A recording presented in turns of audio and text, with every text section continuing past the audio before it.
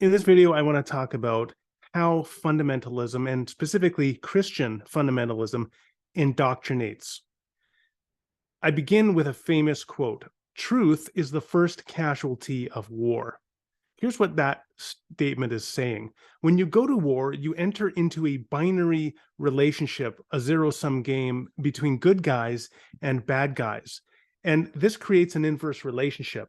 The more that you qualify or challenge the binary opposition between good guys and bad guys, the less likely you are to win the war. So if you start saying, well, there's truth and error on both sides, there's good and evil on both sides, then doing that, true though it may be, will inevitably begin to erode the ability to go to war and fight effectively against the enemy. So the way that you are going to win the war is by creating a simple binary opposition between good guys and bad guys, light and darkness, truth and error.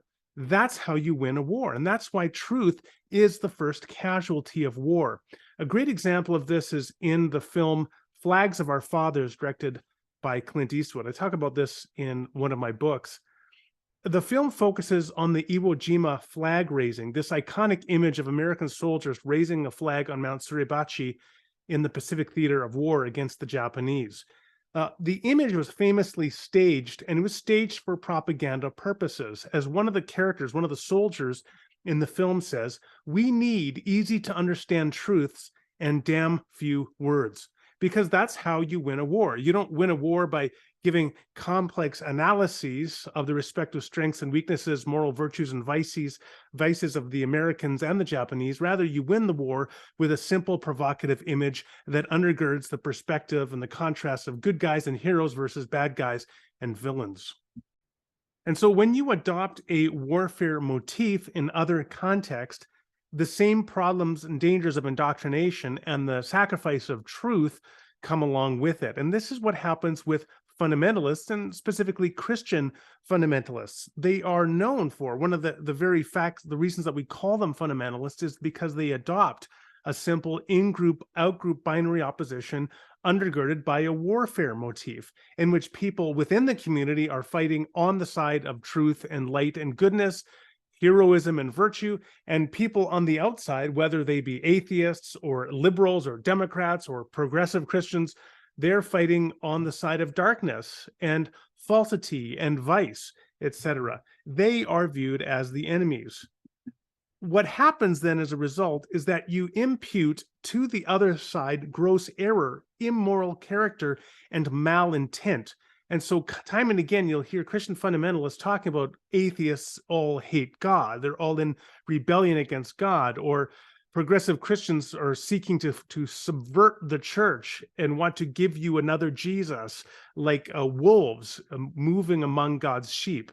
This is not just wrong. This is not just false. It's inflammatory language which serves to indoctrinate the in-group of fundamentalists.